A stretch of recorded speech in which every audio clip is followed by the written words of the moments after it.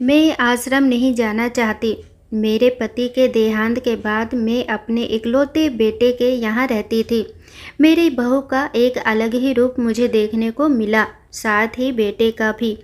दोनों के मन में क्या है मैं अच्छे से जानती हूँ। वो चाहते हैं कि मैं वृद्धा आश्रम चली जाऊँ।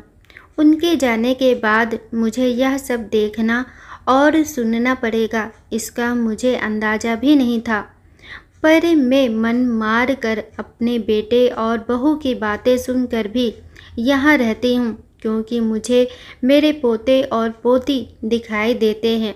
उनकी झलक पाकर मुझे सुकून मिलता है।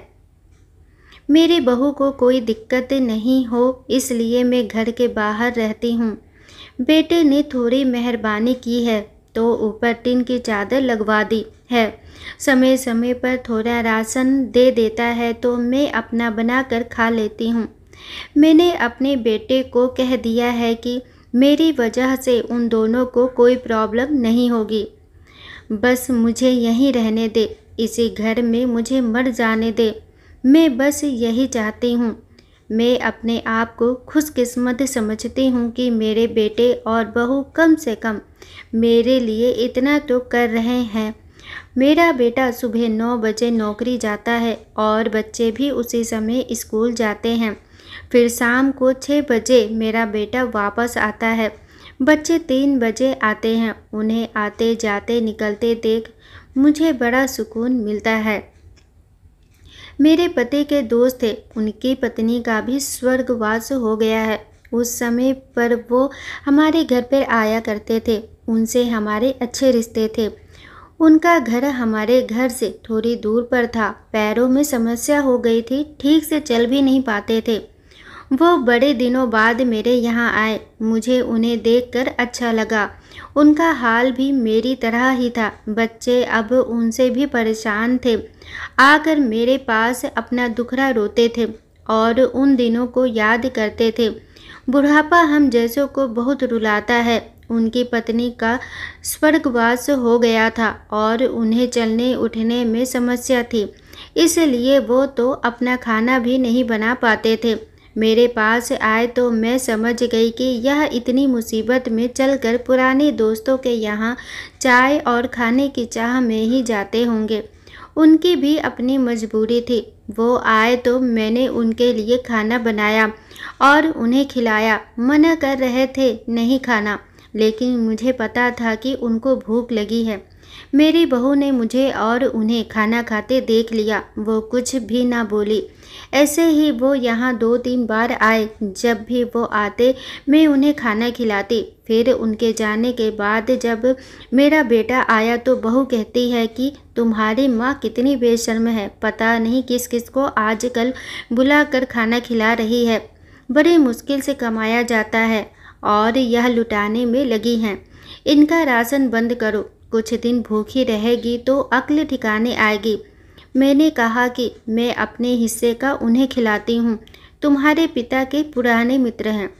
फिर भी बहू का उल्टा सीधा बोलना शुरू रहा। घर के बाहर रहकर इनको आज़ादी मिल गई है, पता नहीं क्या क्या करती हैं। बेटा भी बोला कि कुछ दिन भूखा ही रहने दो इन्हें। मुझे मेरे बेटे ने घर के पीछे सीढ़ी के पास ले जाकर बिठा दिया। कहा कि अब यहीं बैठो। मेरे तो अब आंसू भी सूख गए थे। अगले दिन मुझे खाना नहीं मिला। मेरे टिन के उस छोटे से कमरे को बहू ने तोड़ दिया। एक दिन पूरा भूखा रहने के बाद मैंने सोचा कि मैं गलत कर रही हूँ। मुझे अब अपने बेटे के यहाँ नहीं रहना चाहिए और शायद गलती भी मेरी ही है। मेरी ही परवरिश में कोई कमी रही है, तभी तो यह परिणाम आया। अगली सुबह मैंने अपने बेटे को कहा कि मुझे वृद्धा आश्रम छोड़ आ। अब मैं तुम दोनों को ज़्यादा परेशान नहीं करना चाहती। बहू ने कहा कि एक दिन भूखी रही तो अक्ल ठिकाने आ गई ना। बेटे के चेहरे पर भी अजीब सी खुशी थी। जल्दी से तैयार हो गया मुझे छोड़ने के लिए। बहू कह रही थी कि आज की छुट्टी ले लो, यही आस पास मत छोड़ आना, कहीं 3 दिन में वापस ना आ जाए। मैंने अपनी बहू से कहा कि बेटी चिंता मत कर, मैं अब नहीं आऊँगी। मैंने अपने पोता पोती को गले लगाया। मुझे पता था कि अब मिलना नहीं हो पाएगा।